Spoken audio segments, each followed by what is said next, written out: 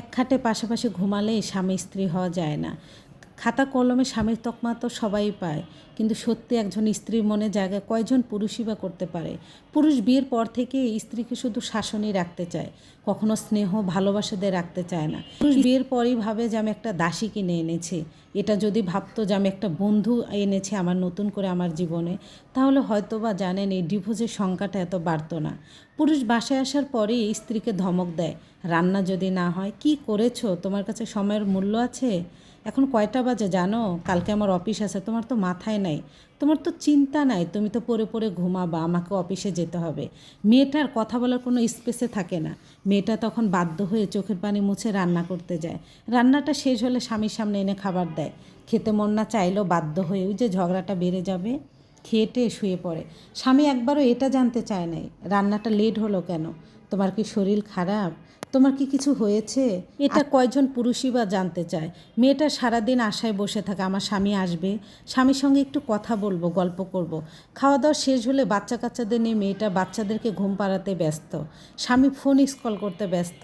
একটা সময় মেয়েটা ক্লান্ত শরীর, সারাদিন বাচ্চাদের নিয়ে দৌড়াদৌড়ি করে যে ঘুমিয়ে পড়ে। স্বামীও ফোন স্কল করতে করতে চোখে ঘুম চলে আসে, স্বামীও ঘুমিয়ে পড়ে। এভাবেই তার রাত্রিটা চলে গেল, কোথায় গল্প করা আর কোথায় স্বামীর সঙ্গে একটু হাসাহাসি। বাচ্চা কাচ্চা নিয়ে স্বামী সেবা করাই তো মেয়েটা ব্যস্ত। পরের দিন সকালে আবার সেই সেম রুটিন, বাচ্চাদের খাওয়া দাওয়া, স্বামীর সেবা করতে হবে, স্বামীর টিফিন রেডি করতে হবে, স্বামীর কাপড় চোপড় গুছিয়ে দিতে হবে, বাচ্চাদের কাপড় চোপড় ধুইতে হবে, স্কুলে নিয়ে যেতে হবে। এইভাবেই অর্ধেক জীবনটা চলে যায়। মেয়েটা যে কবে শেষ ভালো করে চুলটা বেনি করেছে তার মনেই পড়ে না। বাচ্চা কাচ্চা স্বামীর সেবা যত্ন করতে করতেই মেয়েদের অর্ধেক জীবন চলে যায়। আর স্বামীর সঙ্গে গল্প গুজব ঘোরাঘুরি সেগুলো তো দূরের কথা।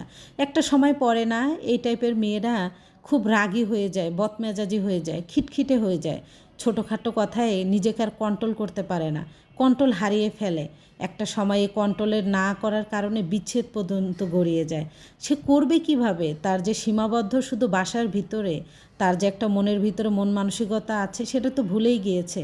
পুরুষেরা যখন বাহিরে কাজ করতে যায় একটা কাজ নিয়ে পড়ে থাকে, বাসায় যখন স্ত্রীরা কাজ করে তার একটা কাজ নিয়ে পড়ে থাকে না। এই বাচ্চাকে খাওয়াতে হবে, বাচ্চা ডাইপার চেঞ্জ করতে হবে, বাচ্চা জ্বর আসছে ওষুধ খাওয়াতে হবে, আমার বাচ্চা এইটা খাবে না, আমার স্বামীর ওইটা পছন্দ না, আমার বড় ছেলে এইটা পছন্দ করে, রুমটা মুছতে হবে, কাপড় চোপড়গুলো ধুয়ে দিতে হবে, রোদ্রে দিতে হবে, যেগুলো কাপড় শুকাইছে সেগুলো উঠাতে হবে, আবার বাচ্চাকে টাইম টু টাইম খাইয়ে ঘুম পাড়িয়ে দিতে হবে, বাচ্চা বিকালে উঠলে কী খাবে সেটাও রেডি করতে হবে। আরও কত ইত্যাদি ইত্যাদি কাজ থাকে যেগুলো ভাষায় প্রকাশ করা যায় না। তবু পুরুষ মানুষ যখন বাসায় ফেরার পর স্বামী, কি করেছো, সারাদিন তো মোবাইল নিয়ে পড়ে থাকো অথবা টিপি নিয়ে পড়ে থাকো, তুমি কি বুঝবা সময়ের কি মূল্য? এর থেকে দুঃখর আর একটা স্ত্রীর কাছে কি হতে পারে? এগুলো মানসিক পেশার একটা সময় জানেন, যেগুলো মেয়ে সহ্য করতে পারে না, বিচ্ছেদ পর্যন্ত গড়িয়ে যায়। স্বামী এটা কখনো ভাবে না যে আমি একটা কাজ নিয়ে ব্যস্ত থাকি, আমার স্ত্রী বাসা হাজারটা কাজ করে, বাচ্চাদেরকে ম্যানেজ করে, তারপরও স্বামীর মুখে শুনতে হয় কি করেছো বাসায়। স্বামী তো এটা বোঝেই না যে স্ত্রীকে খুশি রাখার আমারও একটা দায়িত্ব। মা বাবা ছেড়ে রেখে এসে স্বামী সন্তানের পিছে মেয়েটা শ্রম দিচ্ছে, দিন শেষে স্বামীর কাছে কি পায় জানেন? মিথ্যা অপবাদ, অবহেলা। তবে সব পুরুষ একরকম না, আমি সবাইকে বলছি না, ভাইয়াদের উদ্দেশ্যে বলবো, দিন শেষে স্ত্রীকে একটু মানসিক শান্তি দেওয়ার চেষ্টা করবেন।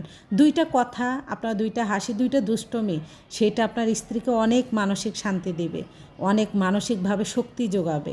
এই বাসায় ফেরার পরে ধমক দিয়ে কথা বলবেন না, জানতেই চান না আপনার স্ত্রীর দিনটা কিভাবে কেটেছে, কেন রান্নাটা লেট হয়েছে। ভালো থাকবেন সবাই, ধন্যবাদ সবাইকে।